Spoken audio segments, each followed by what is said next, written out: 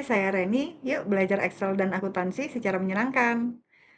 Kali ini kita akan membahas mengenai langkah-langkah dalam menyusun laporan keuangan. Langkah-langkah dalam menyusun laporan keuangan, yang pertama itu kita ngumpulin bukti transaksi.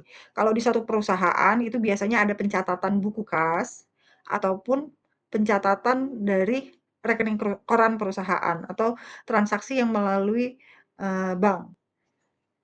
Langkah kedua dalam pencatatan laporan keuangan adalah penjurnalan. Jadi setiap transaksi yang sudah dikumpulkan buktinya, bukti transaksi itu bisa berupa nota, kwitansi, invoice, itu adalah dicatat dengan di jurnal. Dalam menjurnal transaksi, kita harus paham mengenai akun-akun posisi debit atau kredit karena pencatatannya harus berpasangan. Jadi ada pencatatan di debit dan ada pencatatan di kredit. Jadi dalam penjurnalan ini kita harus memahami posisi dari masing-masing akun itu posisinya di debit atau di kredit.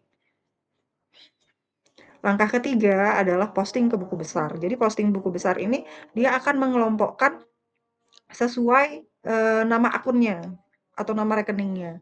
Jadi kalau di Excel, kita pakai Excel dalam proses pengolahan data, itu bisa kita gunakan sort atau filter. Jadi setelah di sort dan di filter bisa di subtotal berdasarkan akun. Jadi akan terkumpul seluruh transaksi dari beberapa sumber, baik itu rekening koran atau kas, menjadi satu kesatuan nama akun.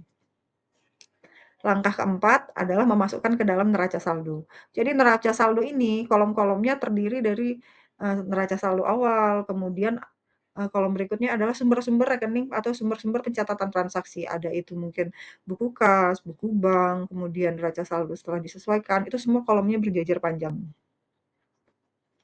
Langkah kelima adalah membuat jurnal penyesuaian. Nah, kalau untuk jurnal penyesuaian ini, langkah ini adalah untuk menyesuaikan kondisi yang sebenarnya, kondisi asli yang sebenarnya dengan pencatatan kita. Setelah membuat jurnal penyesuaian adalah membuat neraca saldo disesuaikan. Jadi seluruh transaksi akan digabungkan dengan neraca saldo disesuaikan untuk dapat melihat berapa sih posisi atau nominal akhir setelah neraca saldo disesuaikan. Kemudian untuk laporan keuangan sendiri, itu terdiri ada beberapa, yang paling familiar itu mungkin laba rugi, kemudian neraca, ada laporan perubahan modal juga, dan ada satu lagi itu laporan arus kas.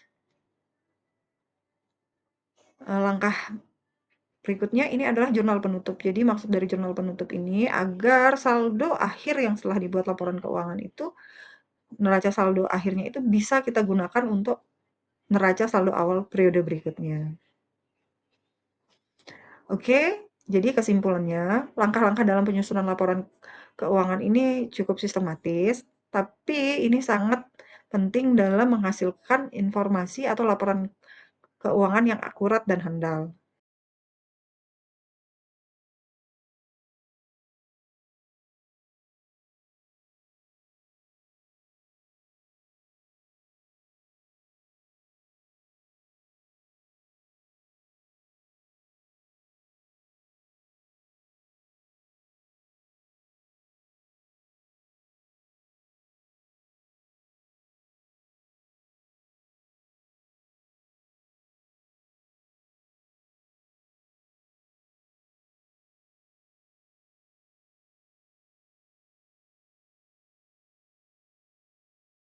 Sekian pembahasan kita kali ini. Terima kasih untuk waktunya. Sampai jumpa.